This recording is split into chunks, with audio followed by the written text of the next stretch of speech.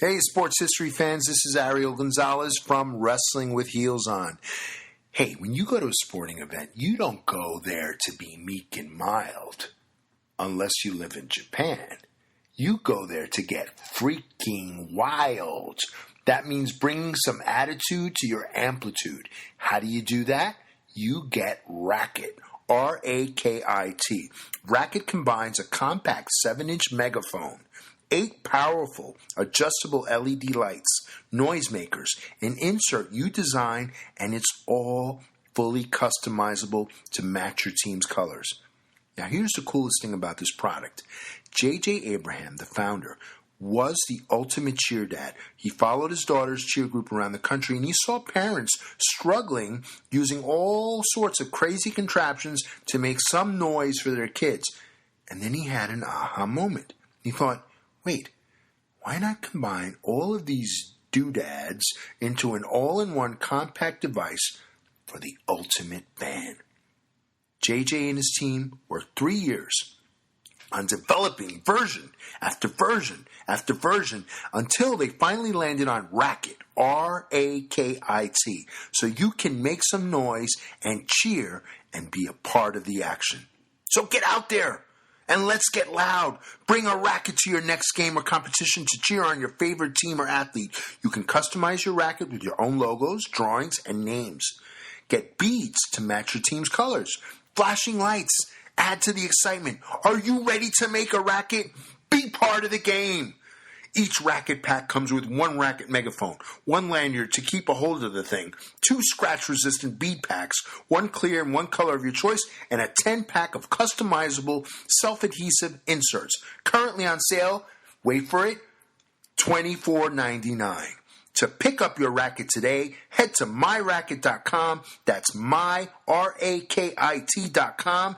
Now get out there and make some noise.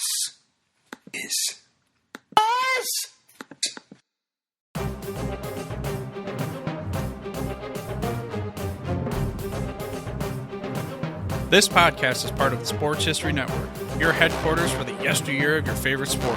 You can learn more at sportshistorynetwork.com.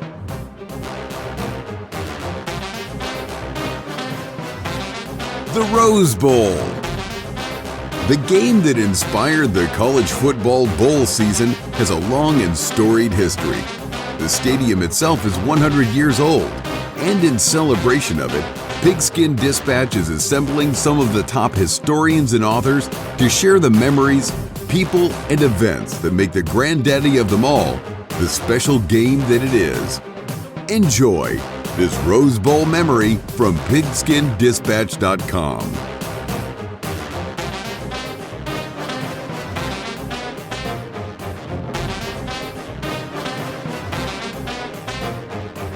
My football friends, this is Darren Hayes of PigskinDispatch.com. Welcome once again to the Pig Pen, your place for all things great in sports history and your portal to positive football history, portal to Rose Bowl history, as we have seen these last 40 days.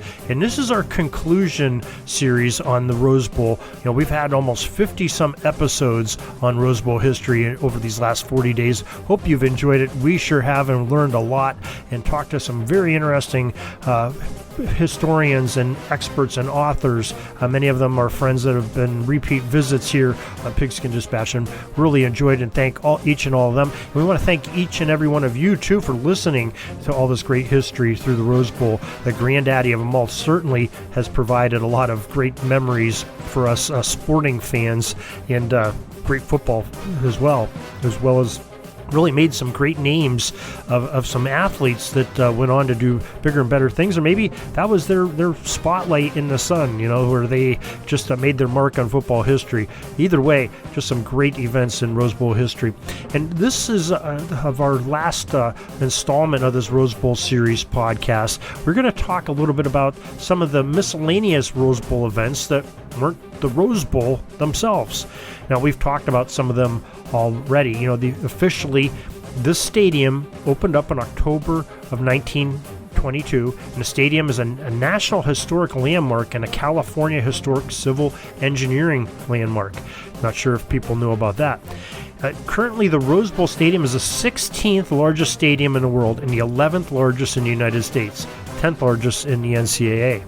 The stadium has been renovated multiple times, and besides the seating additions in the late 1920s to make it a bowl shape, remember it was a horseshoe in its first few years, but still called the Rose Bowl, the venue has also been upgraded a few other times in 100 years. Most notably, in 1962, there was a $356,000 upgrade that added mainly an elevator and 2 rows to the seating. The press box was refurbished for UCLA's move in 1982, which we'll talk about in just a second. And the 1984 Summer Olympics also had some renovations done to it to house that. In 2011-2012, the press box was undergoing renovation as part of a larger renovation initially budgeted at $152 million in 2010. So just some great additions and renovations to make a 100-year-old stadium suitable for the fans of today and make it safe for the contestants and fans that go into there. Now, the 1922 game of Cal versus USC was really the very first football game that was played in the stadium. This was sort of a test game. We talked a little bit about this before.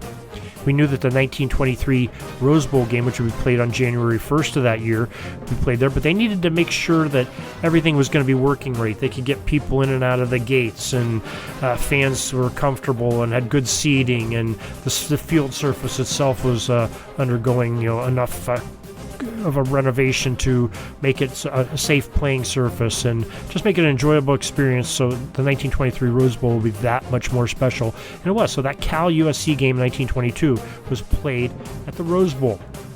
Now, parts of the 1932 Olympic Games were also played in that stadium. Some great memories were played there. We've already talked about the 5 Super Bowls that have been played there. Chris Willis of NFL Films came and joined us on an episode earlier this month, earlier in December, I'm sorry. And so if you haven't checked that out yet, go back and do that. Just type in Chris Willis and do the search box of Pigskin Dispatch, and you'll be sure to find his 5 Super Bowl things as well as his other visits to the Pig Pen. And also in the Rose Bowl Stadium, there's been Olympic men's soccer, a gold medal game played in 1984, and a FIFA men's and women's World Cups were also played in this grand stadium. As a matter of fact, in 1994 was that FIFA Cup World Final. How many of us remember that? In 1999 was the FIFA Women's World Cup Final. The women's national team U.S. national team played against China, and who can forget when Brandi Chastain celebrated her winning penalty kick in the 99 final, by ripping off her jersey, and just a great memory there of a great victory for women's soccer and the United States team, 1999 defeating China. That 1984 Olympic gold medal match, making it the only venue in the world to host all 3 of international soccer's major championship matches. Both of those FIFAs and a World Olympic gold medal match. No other stadium in the world has had that except for the Rose Bowl. And we know it as a football stadium. It's also a European football stadium, I guess, having that distinction. So that's quite a tremendous honor for it. In 2002 and 2011, the CONCACAF Gold Cup Final was played there, and the 1998 MLS Cup game was played in the Rose Bowl Stadium as well. Now, there's been many organizations and sports that have called the Rose Bowl home over the years, not just that Rose Bowl game. The Caltech Beavers of the NCAA, 1923 through 1976, called it home, and we know about the history of Caltech and the Rose Bowl Stadium, a couple of their different pranks that they've done for halftime and on the scoreboard there. You can catch up on those in our looking at our search box on pigskindispatch.com. With the Loyola Lions in the NCAA, 1951, they called the Rose Bowl home.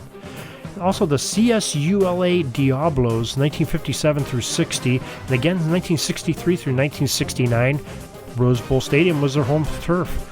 Los Angeles Wolves of the NASL, 1968, that was their venue of choice for home games.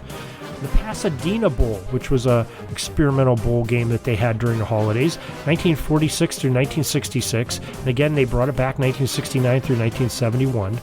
Los Angeles Aztecs of the NASL, 1978, 1979. They played their home games at the Rose Bowl.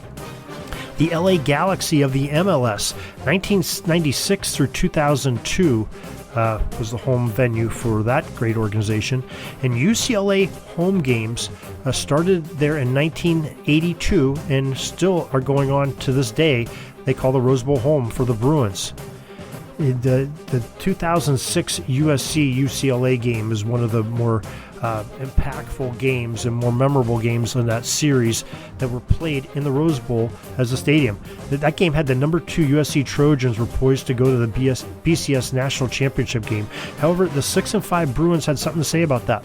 With just under 6 minutes left to play in regulation and down 13-9, quarterback John David Booty marched his team down to the UCLA 19-yard line on a 15-play, 52-yard drive. It all came down to a 3rd and 4 situation for USC. Booty dropped back to pass and threw the ball. Bruin defensive back Eric McNeil tipped the pass and then caught it himself. Tip drill to yourself, diving for the game-saving interception. UCLA won that game 13-9 and knocked Southern Cal out of the title contention. Very memorable for the Bruins anytime they can beat USC, but especially when USC is on the verge of a national championship. According to the Pasadena Star News website, there have been many music-related events also held at the Rose Bowl Stadium. Notable concerts at the Rose Bowl Stadium were the August 7th, 1965 Herman and the Hermits headlined an afternoon concert that also featured the Turtles, Lovin' Spoonful, and the Bobby Fuller Four. What a show that must have been. September 15th, 1968, there was an American music show that featured the Everly Brothers, Joan Baez, the Byrds, Wilson Pickett, Big Brother and the Holding Company, Junior Wells and Buddy Guy, and the Mothers of Invention. We had a country concert there June 20th, 1981. Merle Haggard, Don Williams, Alabama, Mickey Gilley, Johnny Lee, Roseanne Cash, and Larry Gatlin and the Gatlin Brothers Band all performed there on that date. And in 1982, they had a June 6th concert that featured Jackson Browne, Tom Petty, Bob Dylan, Bonnie Raitt, Dan Fogelberg, Stevie Nicks, Graham Nash, Steven Stills, Linda Ronstadt, Stevie Wonder, Timothy B. Schmidt, and Don Felder, Joan Baez, and Gary U.S. Bonds. All some great musicians performing there for that great show. In April 1994, Pink Floyd had 2 consecutive nights playing at the Rose Bowl. First time that any performer had consecutive nights selling out that Rose Bowl for that. In October 2009, U2 drew over 97,000 spectators to make it the largest concert ever at the venue of the Rose Bowl Stadium for a musical concert. September of 2014, One Direction became the first group to play 3 straight nights in the Rose Bowl. Quite exciting there for the fans that got to see those shows. And finally, May 14th, 2016, Beyonce became the first female to headline a show there of musical origin. So just some great things have happened in the Rose Bowl. It's not just for the annual New Year's Day game. Has some great things else happening throughout its history and many more to come, I'm sure, because it is quite a historic landmark that anybody would love to have their name on the marquee of performing there or playing there. So hope you've enjoyed the Rose Bowl history. We hope to bring more things like this to you to light in the future, and we hope you go back and enjoy anything you may have missed over the years. Your favorite podcast provider, sportshistorynetwork.com or pigskindispatch.com. Look up the word Rose Bowl and you're sure to find us. So till tomorrow, everybody, have a great gridiron day. Peeking up at the clock, the time's running down. We're going to go into victory formation, take a knee, and let this baby run out. Thanks for joining us. We'll see you back tomorrow for the next podcast. We invite you to check out our website, pigskindispatch.com, not only to see the daily football history, but to experience positive football with our many articles on the good people of the game, as well as our own football comic strip, Cleat Marks Comics. Pigskindispatch.com is also on social media outlets, Facebook, Twitter, Instagram, and don't forget the Pigskin Dispatch YouTube channel to get all of your positive football news and history. A special thanks to the talents of Mike and Jean Monroe, as well as Jason Neff for letting us use their music during our podcast. This podcast is part of the Sports History Network, your headquarters for the yesteryear of your favorite sport. You can learn more at sportshistorynetwork.com. Hey there, sports history fan. This is Arnie Chapman, a.k.a. the Football History Dude, and I hope that you enjoyed this recent episode presented by the Sports History Network and we're able to learn some good old-fashioned sports history knowledge nuggets. I started the Sports History Network back in 2020 with the mission to help podcasters find a community of like-minded sports history nerds, as well as helping aspiring podcasters to start their own shows. We have a little bit over 30 shows on the network right now covering all sorts of sports history, but as far as I'm concerned, we're just at the toothpick in the ocean moment, that can't even figure it out because there's so much more coming. We wanted to create the ultimate headquarters for sports yesteryear, starting with Podcast Network and our website, but we're going to continue to move into other mediums as well. And here's the cool part, because we want you to be part of our team. So if you're interested in starting your own podcast, or maybe being a guest on one of our shows, or who knows, maybe even writing an article for us over on the website. Seriously, all you gotta do is reach out to us on the contact page over at sportshistorynetwork.com. You can be as technologically savvy as a Neanderthal tapping on a stone trying to figure out this whole hieroglyphics thing back in the day. Again, it doesn't matter, because even if you don't understand the whole podcast space, we have a production team that can pretty much help you out with doing everything. All you gotta do, head over to sportshistorynetwork.com, head to the contact page, fill it out. That message goes right to me, and I'll reach out to you as soon as I can. But for now, dude, I'm through if you're through.